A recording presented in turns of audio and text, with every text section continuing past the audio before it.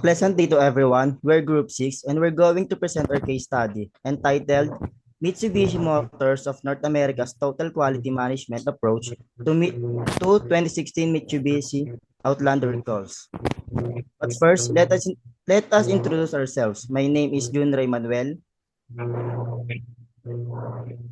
I'm Ishi Lunar. I am Alison Mapoy. I'm Mark Jairon R. Marigondon. I'm John Cruz Nazam. And I'm Charis Anguiwargues. Let us now proceed to the case study. Before we discuss the situational appraisal, let us first define some terms that are used in the study.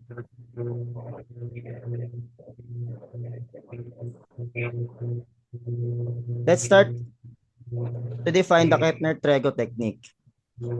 According to article by Leong 2024, the Kepner-Trego technique developed by Charles H. Kepner and Benjamin B. Trego is a problem-solving and decision-making framework that provides a systematic approach for identifying, analyzing, and resolving issues. It consists of four main processes, which are situational appraisal, problem analysis, decision analysis, and potential problem analysis. The next one is total quality management, or TQM.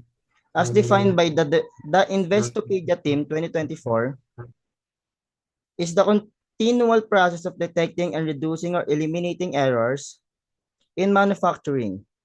It streamlines supply chain management, improves the customer experience, and ensure that employees are speed with training.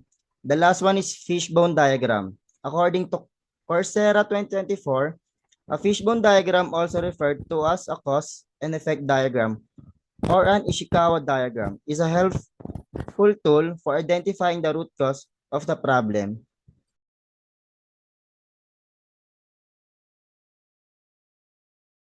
Now let's start with the situational appraisal.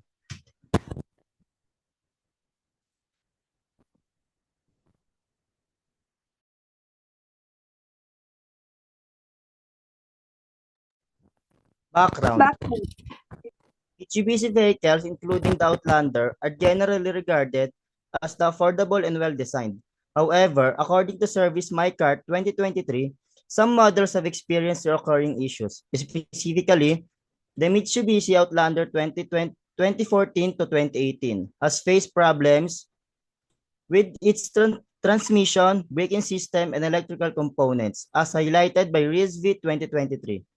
Among these, 2016 Outlander stands out with a notably high number of complaints, totaling 209 NHTSA reports, as reported by carcomplaints.com.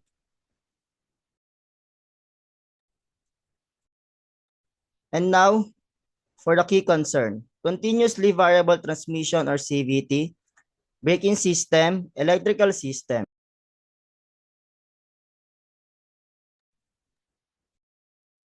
So next is the problem analysis. Next slide.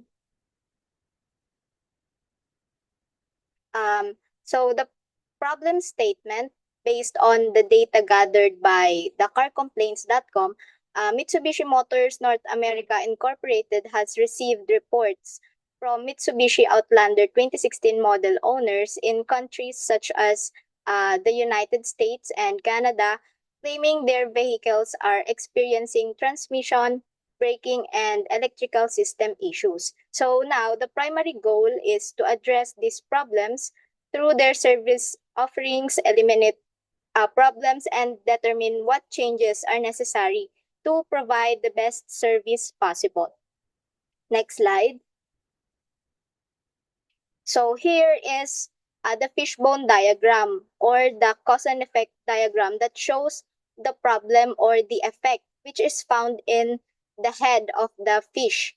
The problem is 2016 Mitsubishi Outlander recalls. Then the possible causes, as you can see in the fish bones, which are categorized in methods, machines, people, and materials. So for the methods, its cause is inadequate maintenance practices.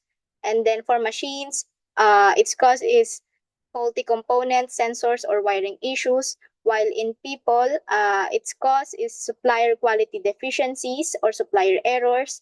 Then for materials, its cause is poor material quality, specifically transmission, braking, and electrical system. Next slide, please. So next is the problem description. So what Mitsubishi Outlander 2016 owners have experienced issues with the transmissions, braking systems, and electrical systems, where mainly in the United States and Canada. When the issue started in 2016 and it has continued until now. And for extent, official recalls have been issued for the 2016 Mitsubishi Outlander by the NHTSA because of the increased risk of injury and crash. Next slide, please. So next is the possible causes. So first, the first possible cause is inadequate maintenance practices.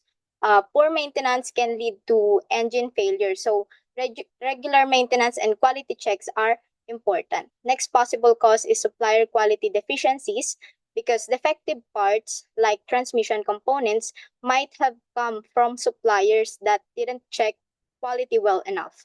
Next possible cause is faulty components, sensors, or wiring issues. So the safety features like the forward collision warning and braking systems rely on sensors and wiring to function properly. So malfunctions can happen if these sensors or wires become damaged, faulty, or incorrectly installed. Then last, the last possible cause is poor material quality. So it can significantly impact the reliability and performance of automotive components, including the transmission, braking, and electrical systems. Next slide.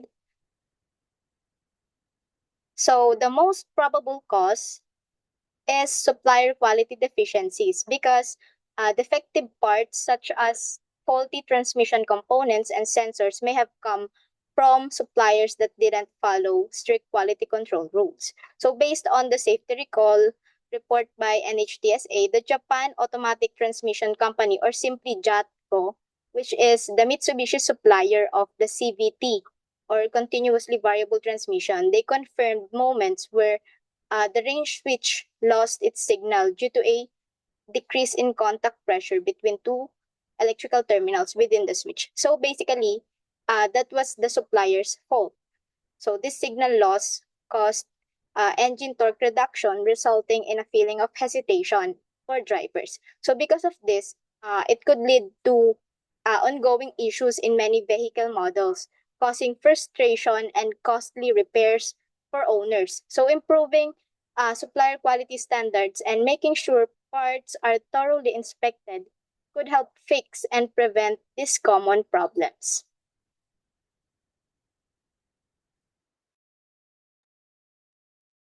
Decision analysis. Next slide, please. Decision statement. Mitsubishi should implement a thorough inspection process for raw materials using their car interiors to prevent quality issue and ensure customer satisfaction. The criteria for decision making is prioritize actions that ensure the safety and well-being of the customers. Create strong quality controls procedures to avoid future problems. Consider the cost of repairs and upgrades while keeping within budget. Work on improving and customer experience and responding to feedback well. While making improvement, keep on boost production and operational efficiency.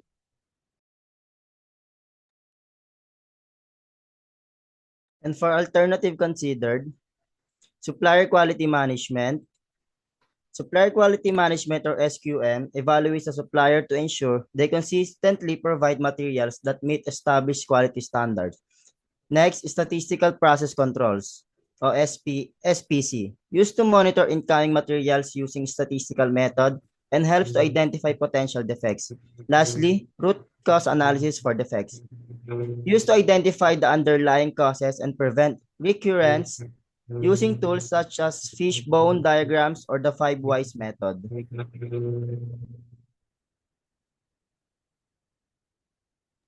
Next is decision.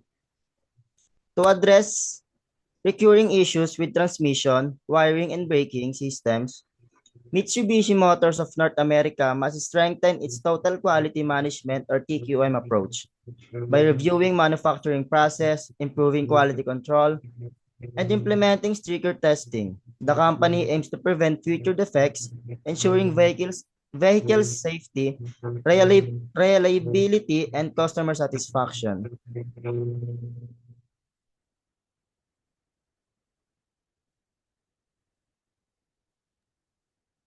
Potential problem analysis. For implementation risk, the study included the increased costs, supply chain disruptions, and brand reputation risks. Preventive actions, conduct a paced implementation of new quality control tools and employee training, starting with high priority areas. Strengthens relationships with suppliers through early communication and joint development programs to align on new quality standards. And communicate transparently with customers about the proactive steps being taken to address quality issues. And for contingency actions, if costs exceed expectations, prioritize critical quality improvement areas and delay or scale back less urgent initiatives.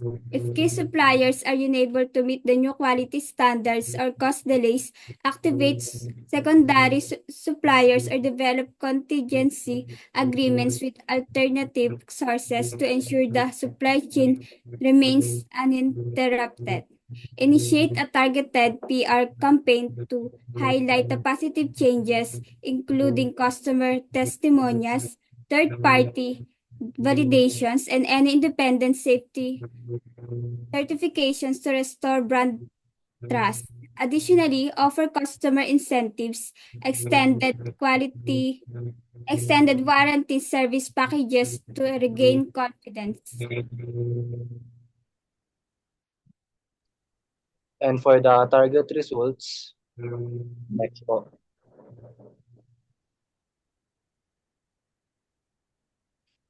Achieve a controlled and sustainable increase in quality control capabilities with minimal disruption to profitability.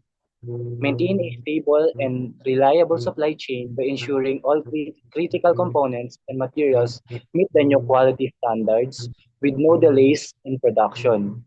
Restore and enhance customer trust in the Mitsubishi brand by demonstrating clear and effective actions to address quality issues.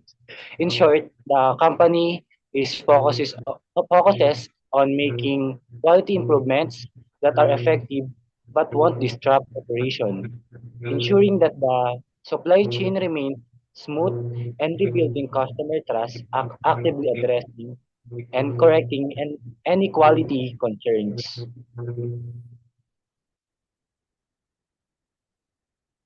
Conclusion. In conclusion, Mitsubishi Motors of North America's decision to strengthen its total quality management (TQM) approach aimed to address critical quality issues in transmission, writing, and braking system. By focusing on continuous improvement and robust quality control, Mitsubishi seeks to prevent future defects and enhance product reliability, while risks such as increased costs, supply chain disruption, and brand reputation challenges exist. Proactive prevention and contingency actions, such as phased implementation, supplier alignment, and transparent customer communication, will help mitigate these risks. Ultimately, this TQM-driven approach will improve product quality, restore customer trust, and ensure long-term success.